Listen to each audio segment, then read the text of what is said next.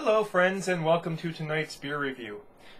Hopefully I'm going to do another review tomorrow because there's, it's a 3-day weekend. I can afford to go and spend the time to, drink more on a weekend where there's, some rest time involved, So anyways, today I am going to, also I gotta go and upload the backlog. I have a umpty million things to upload. So, today I'm going to be reviewing Mehana Mauna Pale Ale. This is from Mehana / Nui Brewing. They used to be a lot more open about their joint affiliation, but the new owner seems to think that it's better to keep the brands separate because they appeal to different markets. So I believe that this is the flagship for the Mehana brand. This is made and packaged in Hilo. And, 5.2 ABV. It's a pale ale. Something you don't see me reviewing all that often because it's not really a style that I really go nuts for or really am interested in. But I am interested in local beers, so I'm here to go and review local beers for you. Unfortunately, we'll see what happens here. I've had a couple of these before. Maybe this can will be different. You can just see it here. I've just cracked it, and already there's carbonation coming through that little hole.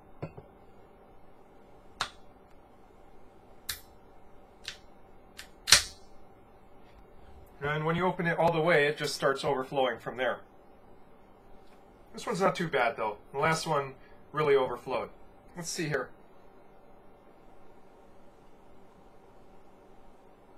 Trying to pour as gently as possible.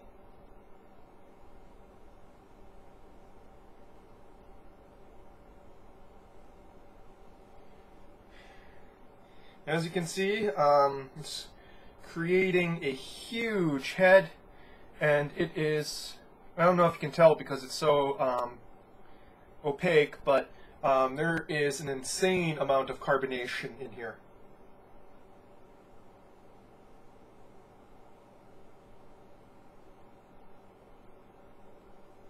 Oh.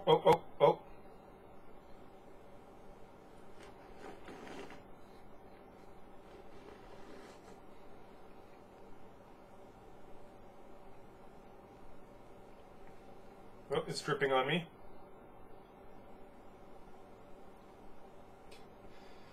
So, obviously,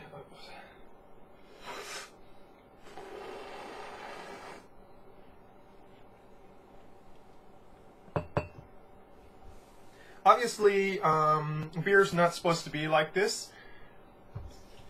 Given the cloudiness, pale ale is not supposed to be this cloudy. It's supposed to be semi-translucent, but there's supposed to be some filtration or finings going on to, drop some of the precipitate. And what this makes me think is that there is still, I'm guessing that they do can conditioning, in which they put active yeast into the can to create a more natural carbonation than the forced carbonation that many breweries use. Oh dear, it's dripping all over my keyboard here. And they just did not balance it out enough. They added too much yeast, and that's what's kind of keeping it sort of opaque here, as well as over carbonation. So that's something that's a quality control issue right there. It's not an incredibly bad one. Well, I guess it is an incredibly bad one if you're looking in terms of functionality and aesthetic appearance.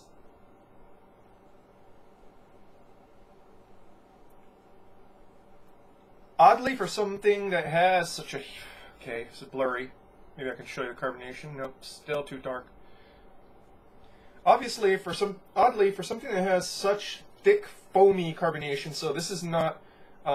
this is really foamy, like soap foam, almost. So, something that's this carbonated, oddly, not much excuse me, not much in the way of bouquet. There is more that develops once it warms up, but you know, this is where it's supposed to be the most intense. It's not there.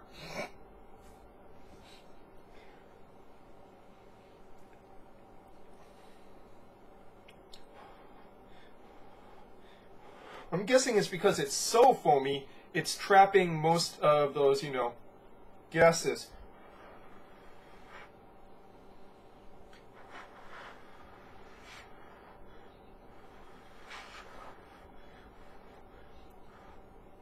See here if I can cut it back a little bit. Okay, there we go. So there's some graininess, malt graininess there, and some what smells like floral hopping. And I'm gonna go, as I drink this, I'll go and tell you a little bit more as the smell kind of develops. But right now, let's just go straight to the taste.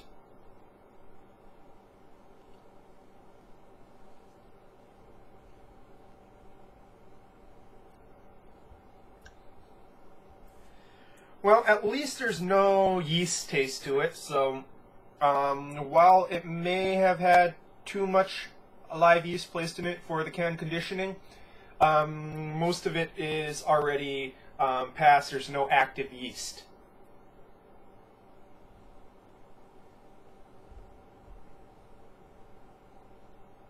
Extremely carbonated, very prickly on the tongue, as you would imagine.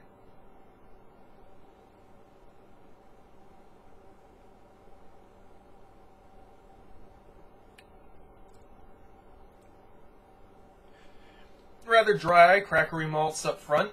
Hint of sweetness to it. Very grainy malts.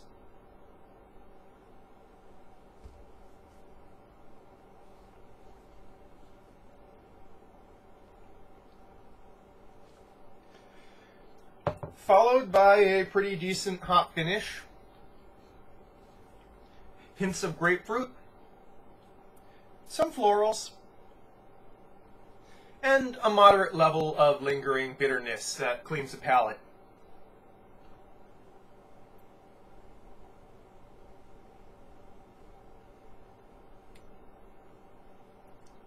The malts and the hops are well balanced.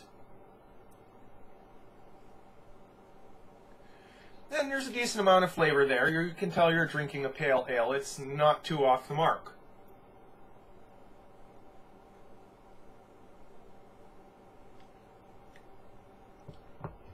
It tends to open up a bit more as it warms up, giving it more of a dimensionality to the malts.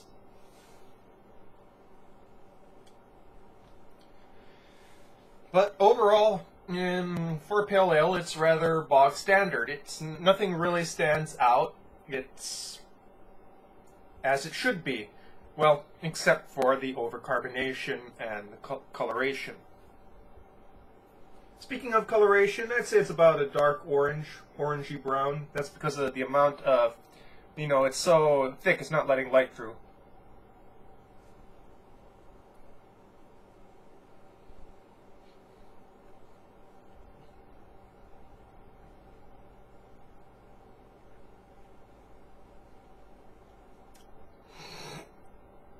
Excuse me.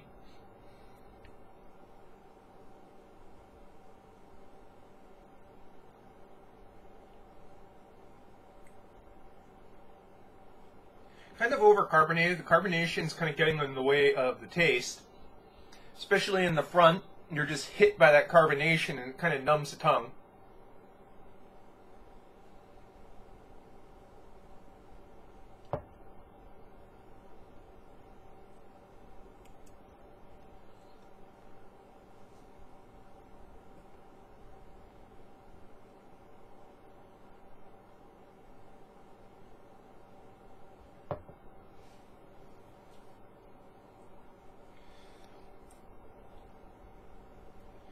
Honestly, I much preferred the red ale, and I really do love Hawaii Nui's Hop Brown Ale.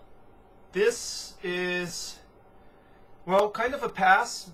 maybe I'll try it on draft to see if it's the same sort of issues. It really seems like the overcarbonation has impacted this beer quite a bit.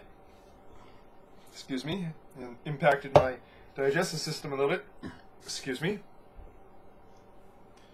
So, am I going to get it again? Maybe 2 or 3 years. See if they've fixed their quality control issues, and I definitely try it on draft because I always believe that unless it's totally horrible, it's worth always to compare the canned or bottled versions with the draft versions. So, that's your beer review for tonight. Mehana's Mauna Pale Ale. Well, if you like pale ales, it's probably worth a shot to try. If people at Mehana are watching this, I support local brewers. Please turn up your quality control a little bit on this, and I'll definitely give it another shot when, somebody tells me that it's no longer overcarbonated and kind of cloudy. So, that's your beer review for tonight, folks. Cheers.